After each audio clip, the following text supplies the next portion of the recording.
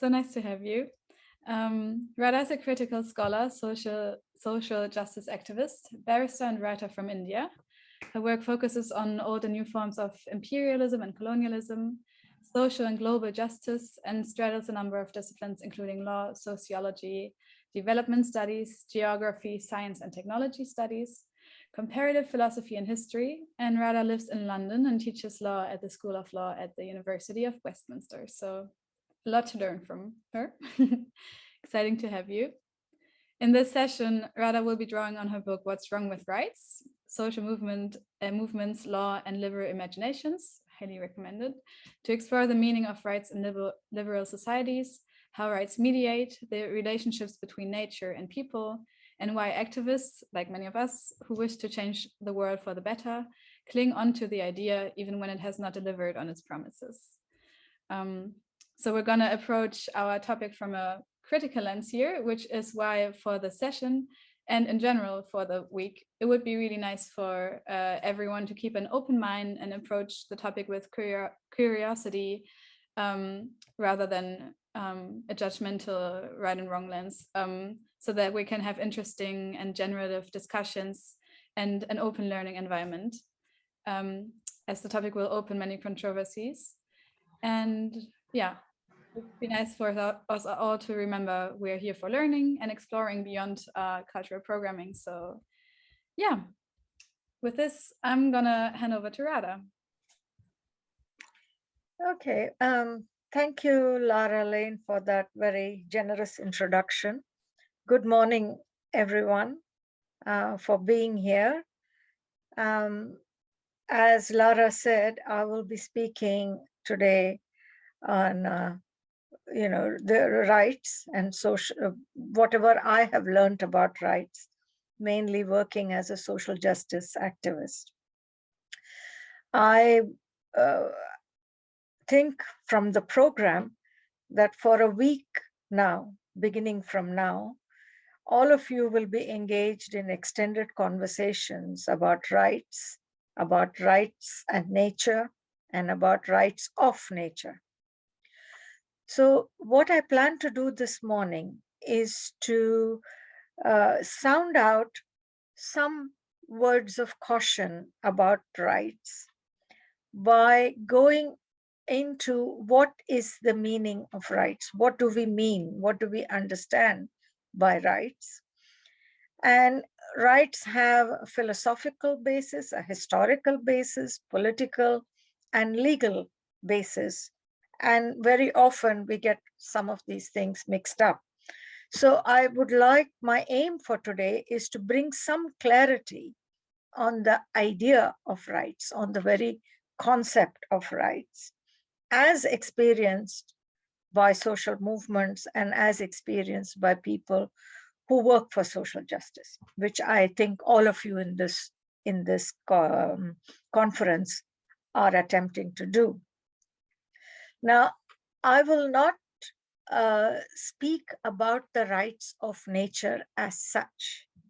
Instead, what I will do is lay out the premises for rights and then leave some time for questions and answers in the end.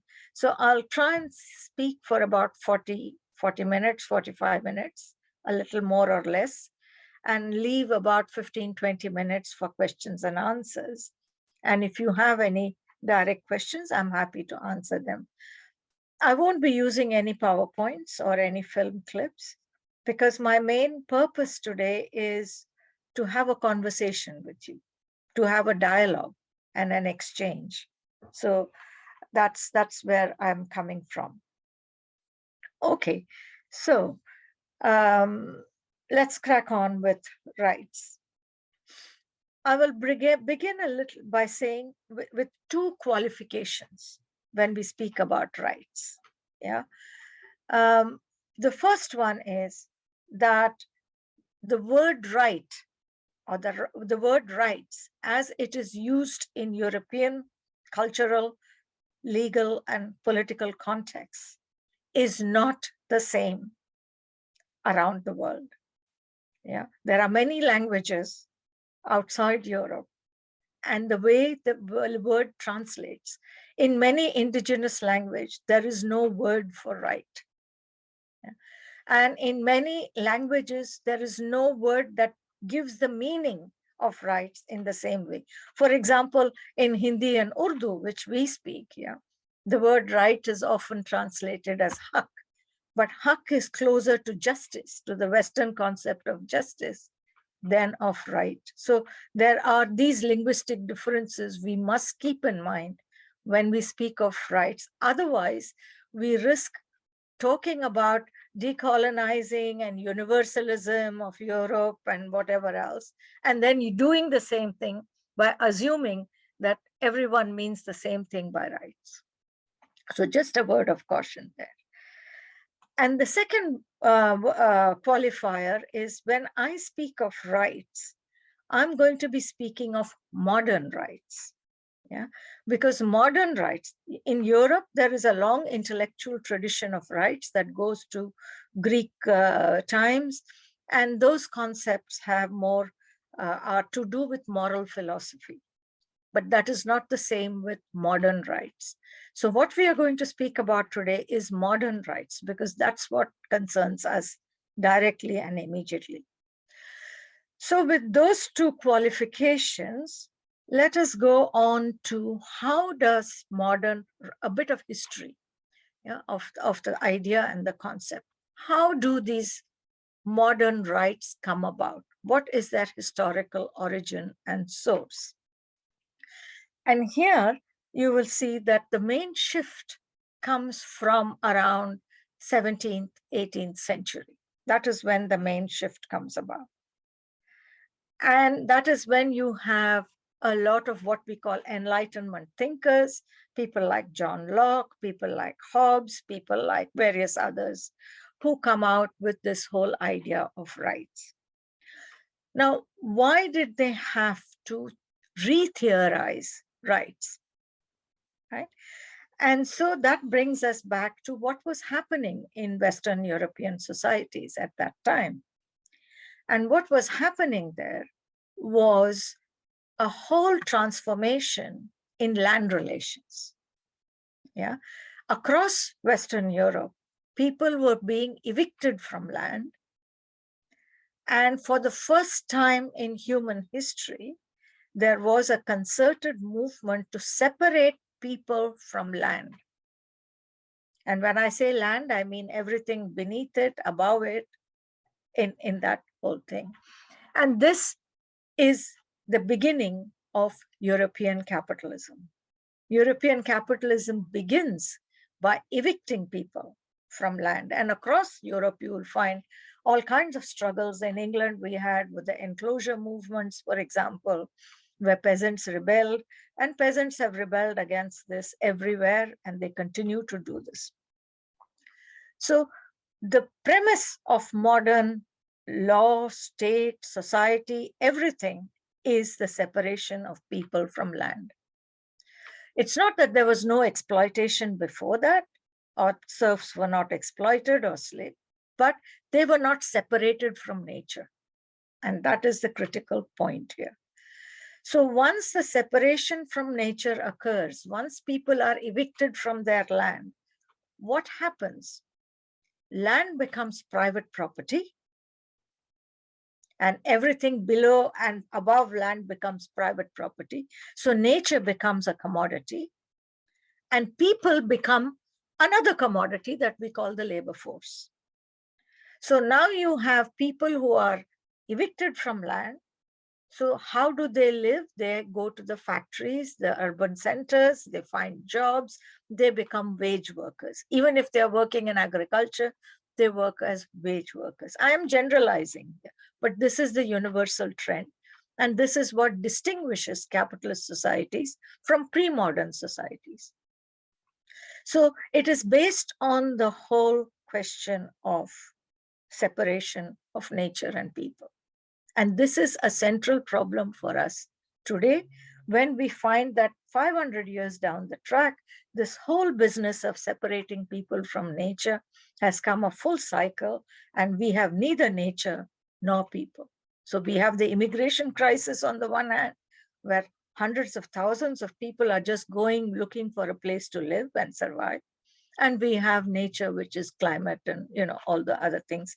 And I'm sure all of you know all those problems well. But going back to the origins of this problem, what happens after people are thrown out of land?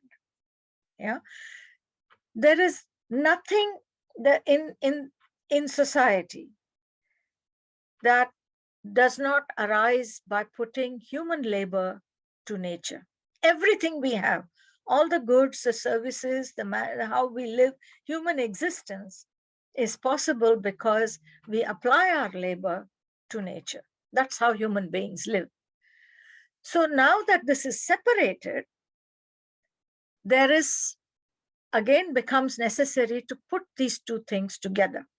Because even for capitalist production, the capitalist has to find, raw materials, oil, iron, whatever it is, and has to find labor to work. So they have to bring it together. But they are now brought together as commodities. Yeah, and this is the fundamental thing.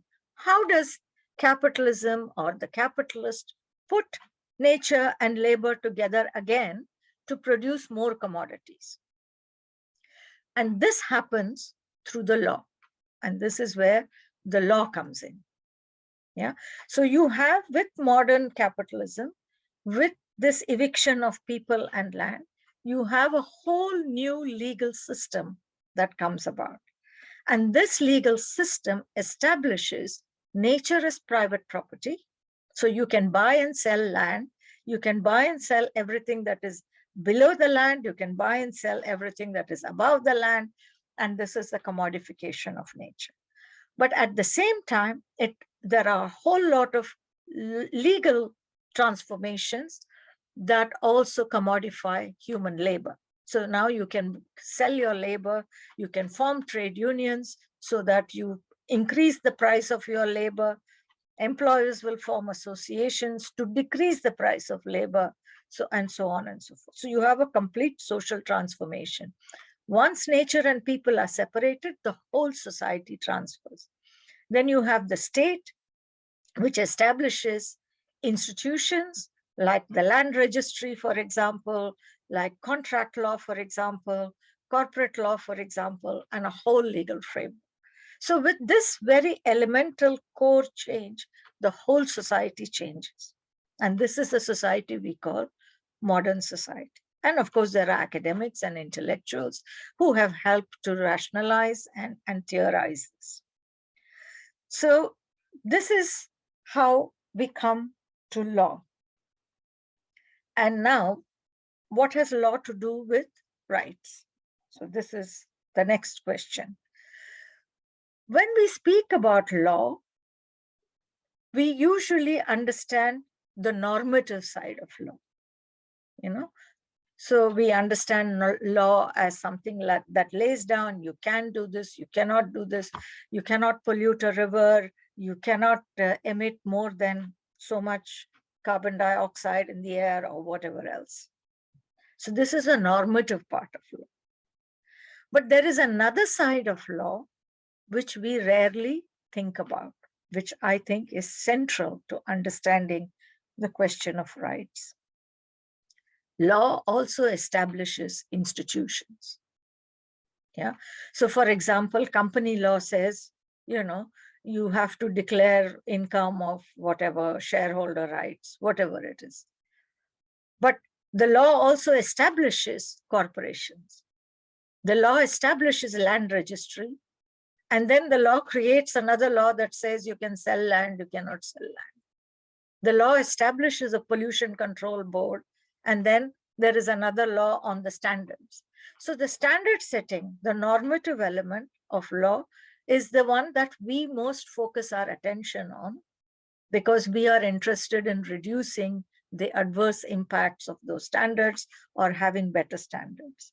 But we rarely look at who operationalizes that law, that standard. And it is the institutions established by law again that operationalize it. So I think it's important to think both about the standards as well as what are the institutional mechanisms to deliver on those standards. So this is the first thing. So why does modern law require the idea of rights? Yeah. So if you think of commodities, what is central to commodity systems is that commodities must circulate. You must be able to buy and sell. And to buy and sell, there must be a buyer, somebody who wants something, and a seller, somebody who has that thing to sell. So to buy and sell, you need two parties, and both of them with some subjectivity, legal subjectivity. That is, both of them are subjects, or they are right bearers, if you like. Yeah. And rights have a grammar. And that grammar is, and what are rights? Rights are a set of assertions. When we say, I have a right to this or that, I have a right to water, what you mean is that there are a set of assertions about entitlements. You're saying, I'm entitled to this water. I'm entitled to a fair trial, whether you use it in a social sense or in relation to nature. And therefore, I should have this. This is the claim that rights make. And the grammar of rights involves justification of this. What is the basis? You have to assert the basis of this claim. On what basis are you claiming that there are rights? And there are four aspects to this entitlement, how you can claim an entitlement. One is, it is an assertion about the subject of rights. You can say, I need water, I need this, or, I am entitled to it because it is my father's property, or whatever it is. Yeah. So that is something that is the subject of right. What is it that you're claiming? Water, land, you can say air is basic, and therefore we all should have air, whatever it is. This is a subject of rights. The other basis is what we call the substance of rights. On what basis are you claiming it? You can say, I have inherited this. You can say, I belong to this village, therefore this river belongs to me. And in the same way, a corporation can say, but the villagers have sold it to me, therefore it belongs to me. So this is the substance of rights. And then you need to have basis for rights. What is the basis for claiming those rights? Yeah, is it ethical? Is it moral? When you say rights, natures should be protected. Is it a moral claim? Is it a market claim because of future sustainability? There are many arguments on why people claim rights and the basis for rights. Yeah. And lastly, the purpose of rights. Yeah. And there ethical things come in, morality comes in, all sorts of other things, should we allow this right? Should we not allow this right, etc. But whatever the basis, yeah, it is an entitlement that you're claiming, whether you rationalize it as a substance or whatever. But these four components of rights, yeah, the substance, the subject, the basis, and the purpose of rights, they can all be changed. They can all be mixed and matched, depending on context and circumstances. Because rights themselves don't have a fixed content. There is no fixed content to right. It's an empty shell. And into that empty shell, you can change the content. And this has happened right throughout. For example, let's take, for example, the right to vote. Yeah, and there was a time when people without property had no right to vote. Then that changed. Then men, regardless of property or no property, were allowed to vote, universal vote for men, but not for women. Yeah, not for Black people, not for people of color. And then we change that. So that change happens, but the structure of rights remains, but the content can be changed, which means into that empty shell, you can put whatever content. And that raises the question of who has the power and the means to change that content, to change that structure. Okay. So, and that is where then the institutional powers come in, because existing institutions empower some people, disempower other people. But this grammar of rights, I started by asking why do we need this grammar of rights? Because the grammar of rights is also the grammar of contracts. Because I told you that for a commodity, there has to be somebody, it has to be so bought and sold, otherwise it's not a commodity. If you have something in your house, it's not a commodity. It becomes a commodity only when you buy it and sell it. And to buy it and sell it, you need to have a system of contracts, a buyer and a seller. There need to be laws about how you can exchange these things, how you can trade these things. And therefore, the grammar of rights is also the grammar of contracts. There is no right without contract. There is no contract without rights. If I give you something, I'm gifting it. I'm just giving it to you out of, but when I sell it to you and say, give me money for it, then it becomes a contract.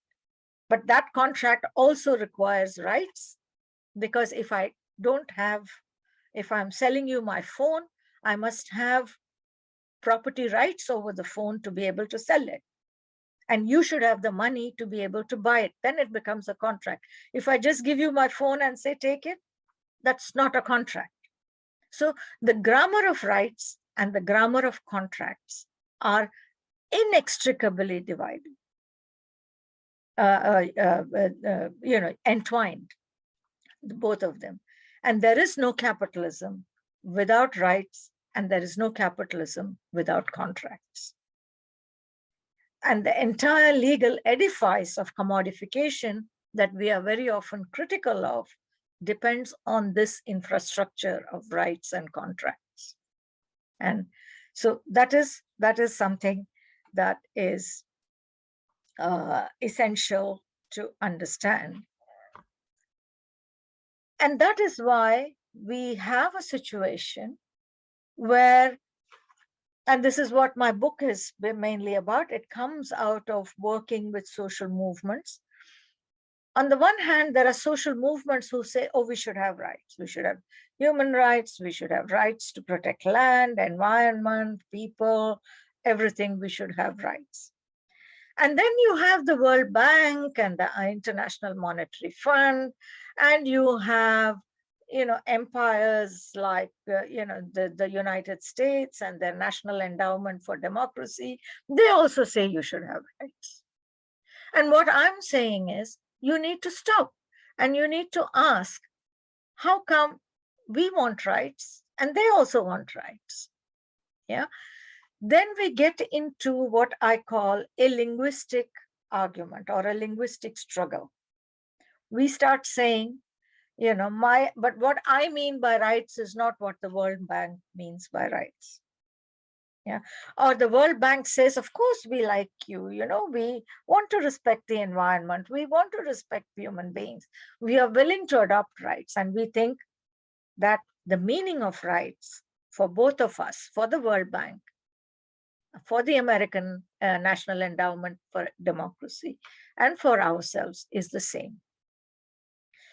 Then we go into our practices and we find that there is a real clash. Yeah. Take the war on Afghanistan.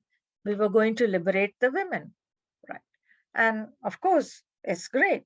Women should have rights. I mean, they should be treated with respect and dignity. We go and bomb that. And we support that because we think women are going to be liberated. And what happened in the end? It was something completely different. This story of rights is a universal story. Right to work. It's a great idea. Everybody now, especially if people don't have land and people can't fend for themselves, they need to have right to work. But right to work, which is in so many laws, it's part of the liberal legal system. Right to work does not mean that somebody is bound to give you a job if you don't have a job. It only means that you can apply for a job, but whether you're selected or not depends on the employer's right to have whoever they want. So now I come to the politics of rights and how rights cancel out each other. Right to property, for example. Everybody has a right to property. This is a basic law. But that does not mean if I don't have a house to live in, somebody is going to give me a house or somebody is obliged to give me a house. Yeah, it simply means that if I have money, I can buy a house. If I have money, I can rent a house. But this is not what rights says. And that is one of the important aspects of the politics of rights, that it represents the possibility of something. But a possibility of something is not a promise of something. Women have equal employment opportunities. Does not mean that as a woman, if I go for a job, I'm going to get it. So this promise that it makes, climate norms, how much emission is permissible, not permissible, all of those things. It's a promise that we will try to do this. But then when you go into the institutional aspects, what corporations can do, cannot do, their rights and their thing, we find that there is a canceling out. And it's interesting, I'm using the word cancel because we live in a time of cancel culture, but this is a very fundamental cancel culture. It's the foundation of our society, that you have a right and then you have. And you will find on every issue, this is something that has been canceled out. Women got equality 100 years ago. We are still fighting for equality, right? Similarly, with land, pollution laws came in 50 years, 60 years ago. We are still complaining about pollution and basic water pollution, things like that. So I think this is one of the reasons why it's important to understand both the grammar and the language of rights, and also how it promises things, and a promise is not a reality. And therefore, our challenge becomes how to actually make it real. And that takes me to the next question, a next aspect on the philosophy. So I've talked about the history of rights. I've talked about the legality and the legal principles, the politics of rights.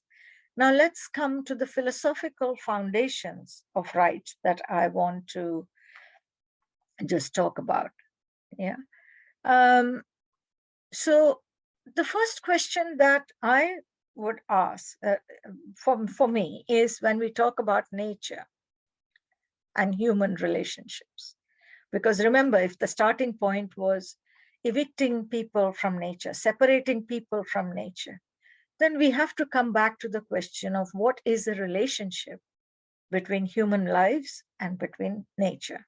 This is a very fundamental question, and we have gone very far away from this, asking a very simple and a very basic question. As human beings, what is our relationship to nature? Yeah.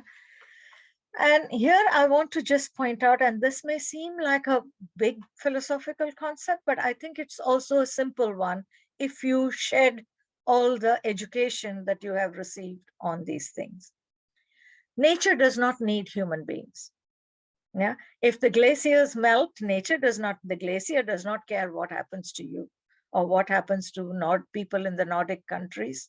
Nature does not care. It will melt, it will flow, whatever will happen. If there's a nuclear war, there will be, and a nuclear winter, then the chemical reactions will continue, whatever will happen, nature will do its thing. Nature does not need us. We need nature. And we need nature because human life sits on the top of the food chain. We are part of that nature. We are part of an interdependent system where everybody, we have one of the oldest texts in South Asia, the Vedic period, which is millions of years ago. One of the opening lines is, life lives on life. So the conservation principle is, if life lives on life, then all life must be allowed to live in a certain cycle and a relationship. Yeah. So a sparrow picks up the worms, but it doesn't finish off all the worms in the world. It only picks up enough for it to live. Human beings are the only ones. And there too, I will say, not all human beings. Because if you look at modernity, you will find that there is a small section of human beings, basically merchants, a section of the aristocracy, and intellectuals who come together and who create this new system that we call modernity. And they are the ones who have caused the destruction, not the Maasai herder or cattle raiser in Kenya, not the Indian farmers, not the indigenous people. They have not been part of this. And we try to avoid this very essential question about who wants rights and why, and how did they establish this system of rights that has brought us to this point of extinction almost. So that is the fundamental question. I'll put this in another way, because it's a rather big philosophical question about about human beings being part of nature, and about all life on earth being interdependent on each other, and therefore cyclical, whatever. My grandmother used to say, and I've said this many times, but sometimes you value your grandmother only when you get older, that's, and grandmothers are our greatest teachers, if you like. At least for me, she was my greatest teacher. And she used to say, every creature that creation has sent into this world, it has been sent with a job to do. Every creature has a job to do. And every creature, the sparrow's job is to pick up the worms. The crow's job is to clean up mess. Every creature has a job to do. And our job, because we sit on the top of the food chain, is to protect the entire food chain. Because otherwise we cannot live. Not because we are very kind and all of that, but it is related to our own existence and an enlightened way of understanding our existence. So why are we facing this crisis? Because the basics have been forgotten. And who made us forget the basics? We have to confront that reality. So that is something. And therefore, it raises another question that is related to rights. If rights, which is the main tool, legal tool, political tool, ideological tool, in establishing this separation of nature and people, in breaking up and converting people and nature into commodities, and into making them a commodified part of a commodified global system, if rights have been instrumental in bringing that outcome, can we hope and expect that we can use the same tools to reverse that and to do the opposite? I mean, this is one of the questions, I think, the biggest challenges that we have. Can we use the same tools that has created the problem to solve the problem? And I think on that note, I will pause here and see, maybe we can take some questions. I was also going to say something about how you can track the development of peatlands, especially, and see how the commodification of peatland happens in, late 16th century. It becomes a the 17th century, sorry, especially in the Netherlands, where it was a major commodity, markets go up and down, and it becomes an influential aristocrats who had nothing to do with peat, start investing in peat. Some of them even withdrew money from the Dutch East India Company and put that money into peat because that was more profitable. You have a whole labor class that becomes now free labor because they no longer have a land to work on, and they go from place to place harvesting peat. And then, the energy technologies change. You can tell a whole history of peat just on the basis of this outline of rights and commodification of people and nature. So I'll just leave the peat business to you and stop here. Thank you, Radha. Okay, so we'll turn to the Q&A. Does anyone have questions yet? I think nothing's written in the chat. Any live questions right now? Irene? Yeah, thank you so much, Radha, for this. Thank you so much. Sorry. Can you get closer to your mic, Irene? Sure. Oh, now it works. Okay, I just want to say, first of all, thank you so much for this thought-provoking presentation. And this last question that you ended on about, can we use the same tools that created a problem to solve it? It's something that within RE-PEAT we're also thinking about, like how much sense does it make for us to focus on rights of peat and rights of nature? And even though you left it very open, I'm still very curious to hear your thoughts about this. To what extent do you think rights are a tool to use or to focus on as an environmental justice movement? Okay. No, that's I think a good place to start. It almost picks up from where I left off in a way. So thank you for that question. I have, some questions about that, because I started off by saying what you mean by rights is not what most people around the world mean by rights. So we have a very fundamental problem about meaning and what we want from rights. Secondly, I also mentioned that this whole commodification of nature, which is at the root of all these things, is not people around 2/3 of the world, the third world, which is actually the 2/3 world, have not been, involved in that. In fact, they have been victims of it. Yeah. So we have to ask who's using the tools and why are they using it? And what is the guarantee that you can give me that the empty shell today, because the social movements are demanding something, it will be put in, and then tomorrow the institutions that are implementing it are going to do something else with it. But at a philosophical level, how does that help us to rebuild a relationship with nature, which has been violently toned down? Because the environmental harm that we talk about is not harm, it's violence. It's violence against nature, violence against human beings. It's all around. It affects us emotionally, psychologically, socially, in so many ways, apart from economically and politically, of course. So the question then is, for me, okay, you claim rights back, right? And then does that help to rebuild a relationship with nature?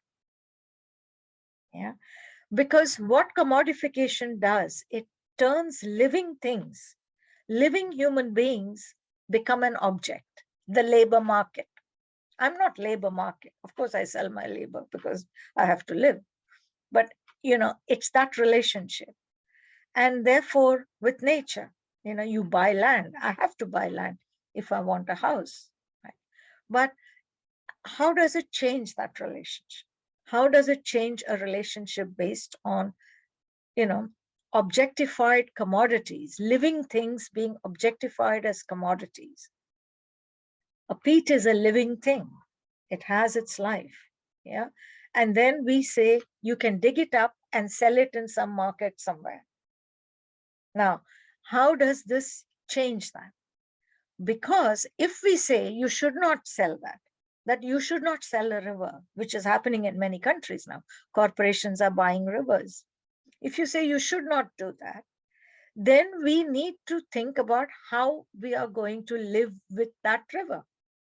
It's a relationship.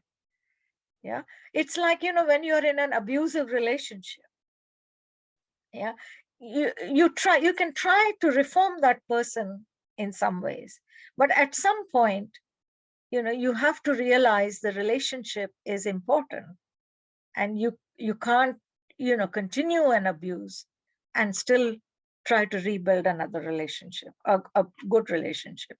So it's the same kind of thing. So I would say that we have come in the last 500 years, and especially in the last 100 years, we have tried all the tricks in the law books, and we can't completely be oblivious of that. We have tried environmental movements. We have tried public sector, public participation. We have tried giving, public management of environments. And we've tried many things. We have gone to courts. We have protested. But I think that the scale of the crisis now is such that any kind of band-aid measures, I doubt it's going to take us anywhere. It might make us feel good for now, but whether it's really going to solve that problem. And this is why I go into all levels of it, from philosophical to legal, political, historical, because that's the road we have traveled so far. Thank you so much. Thanks, Radha. Maybe Debbie, you've written something in the chat. Do you feel comfortable asking a question, or?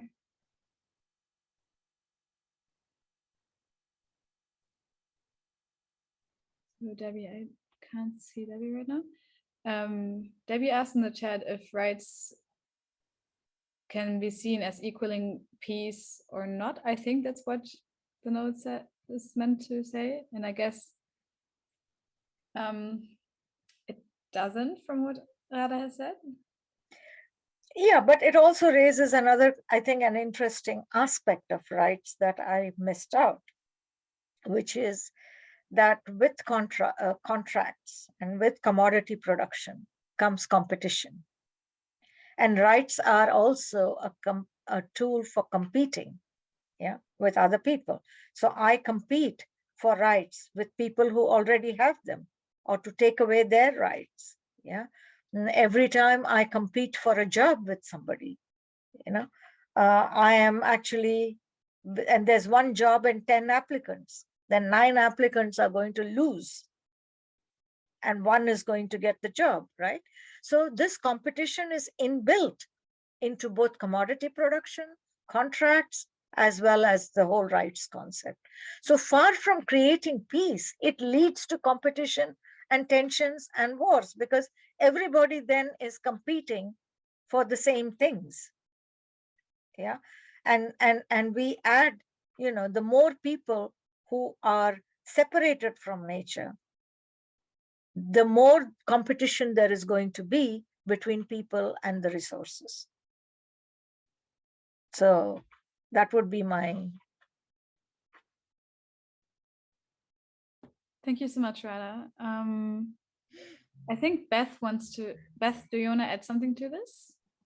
Actually, it's not really a question. It was more just like a comment that I had, which was just thinking about the long and the short term, because I've been thinking lately about whether, and I haven't landed on a conclusion from this, but whether rights of nature allowed us to kind of implement something in the short term that may lead to a genuine shift in relationship in the long term. So kind of building the structures for this to actually happen that would be beyond the legal framework and be genuinely this relationship again, or a different relationship. So that's something I've been reflecting on, and whether it is this band-aid, and this kind of thing. So I just wanted to share that reflection that I've been having about this short-term, long-term idea that you were also bringing in. And then, of course, the fact that you mentioned, sometimes these rights were brought in, 40, 50 years ago, and still haven't kind of come into the fruition that they were intended to reach. So just a reflection mostly. Mm-hmm. Yeah, I wanted to add. Do you want me to comment on that, or? If you have a comment, you're welcome. Yeah, I mean, the short-term, long-term thing is kind of interesting, because what is the short-term fixing? Yeah, it's not fixing the institutional architecture. It's not fixing our economic foundations. I mean, that is the vein where it starts. It's not building communities who don't have to depend on things. It's keeping all the institutional structures. And this was why I said, the normative side is one thing, but along with the normative side, who is going to enforce these rights? Because a river cannot go to court. Somebody will have to go to court. And that raises for me some alarm bells, because as somebody from the global south, the colonialism has always walked hand in hand with the concept of trusteeship. You see, it's this whole patronizing thing. We will look after you because you are colonial and you don't have this thing called modernity. We will civilize. This was what was later heavily criticized as a civilizing mission. But in the 1920s and 1930s, when the world was collapsing because capitalism was collapsing, you find this whole question of trusteeship of nature. Africa has, you can look at the League of Nations and their conferences, for example, as one example, when this whole development discourse comes into place. And the whole idea of development now is Africa has all these amazing resources. We have to protect them because Africans can't do it. So I'm thinking now, if we are going to give rivers rights, who's going to protect them? Are the people who are living on the banks of that river going to protect them? And what if they say, we don't want to go into your legal system, we want to declare self-determination and independence for our river basin and manage our own thing? Are they going to be allowed to do that? In this time and age, when every single nook and corner of the world is penetrated by some corporation or the other, you think they are going to let you say, this whole river valley is ours, this river is ours, we don't care, we'll build our lives? If you cannot do that, then the law is going to take another direction. Because if the law does not match the materiality of the world and the real relationships among people and nature in the world, then it's going to take on another turn, another kind of, and that is what has happened even with many acknowledged basic rights.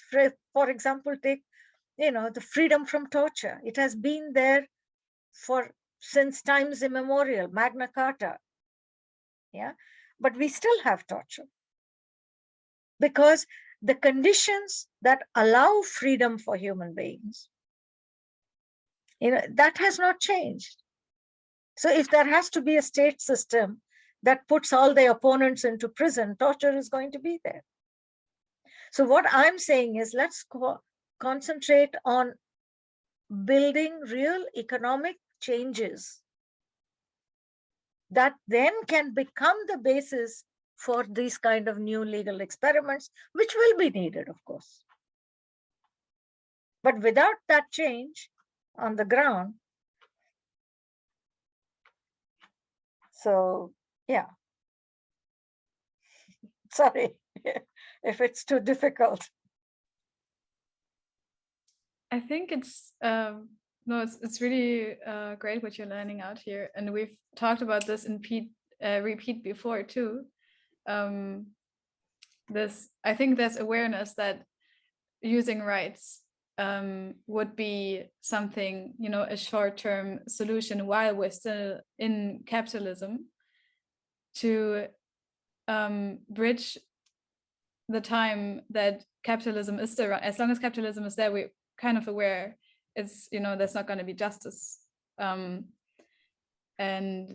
yeah, the question is if we can, for the time being, use this to get some time for destruction to not continue as much, like, I guess maybe the same way when in your neighborhood they want to build like a big complex that is going to destroy your view, and people start filing against it to gain some time, I guess it's more like, I think people are in RE-PEAT, for example, are pretty aware it would be like a timely thing.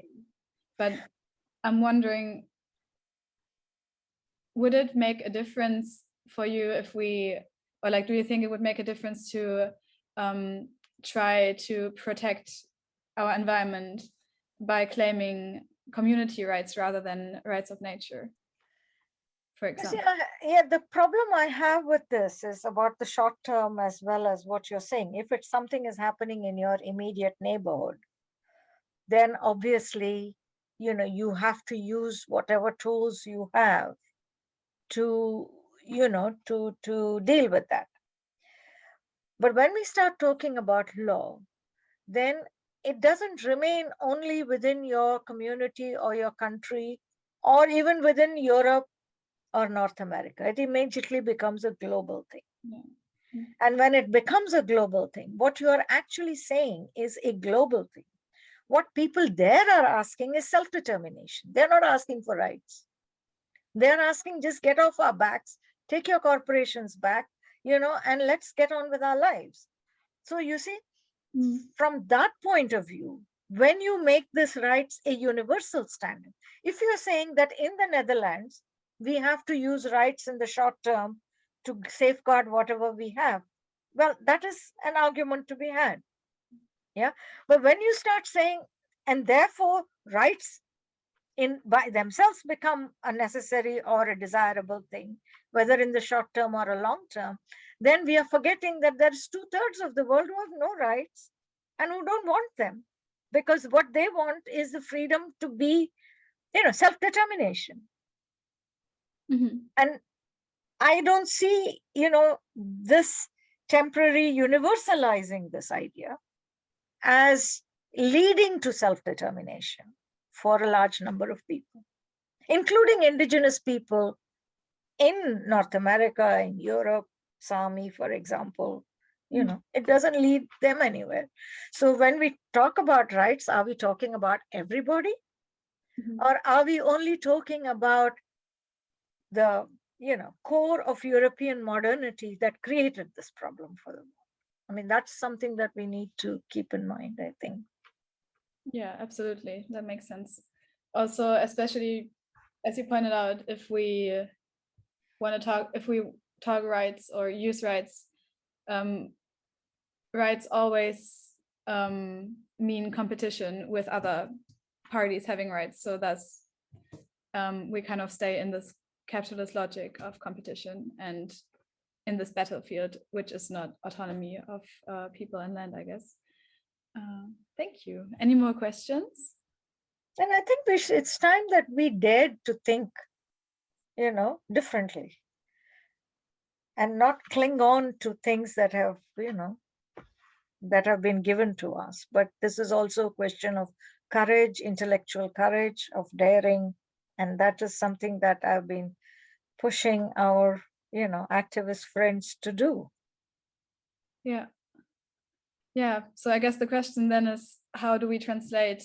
Also, how do we act differently then, right? Of course, we first need to think differently, but then how do we put it into action, especially with the pressure we have if there's so much destruction going on and extinction happening?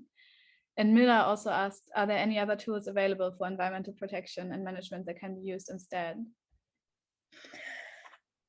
I really think we need to start thinking, instead of thinking about in sectoral terms, so you have a campaign to protect peat bogs, another one has a campaign to protect rivers, a third one has a campaign to protect laws, fourth one for air and atmosphere.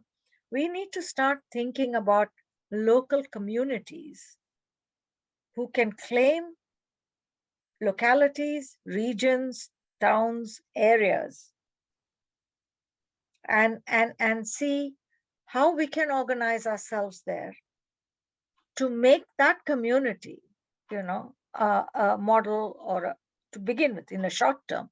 Of course, in the short term, it can only be a model, because in the short term, you start doing something, there will be 100 other forces that come and attack you in different ways. So that those things are there. But at least as a model, short-term model, think of how we can bring these multiple,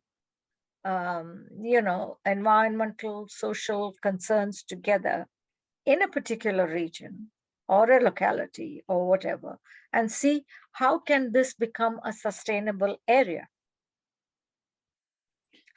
And sustainable not only for nature, because this is another debate that happens all the time. People think, oh, human beings are enemies of nature, and then want to leave them out. And then, of course, you see the classical contradiction between environmental movements and trade unions, because trade unions see the environmental movements as taking away their jobs. And they're right, because how they have to feed their children, right? Mm-hmm. Food on the table. And the environmental movement think that workers are not interested in, the environmental well-being and things. So you have a problem of scale there. So the question is of bringing labor and nature together again. And can we do it as models and as movements? I have often fantasized about, having a movement against supermarkets. It has a very clear target, but it also is that very much globalizing, entity that brings together a whole. You can produce milk and butter and hundreds of other things. And, if you start with that simple things, I think often we fall into a very complicated logic, which abstract entities like markets require. But simple people like human beings and nature don't require complicated logic. Yeah, I like that, going back to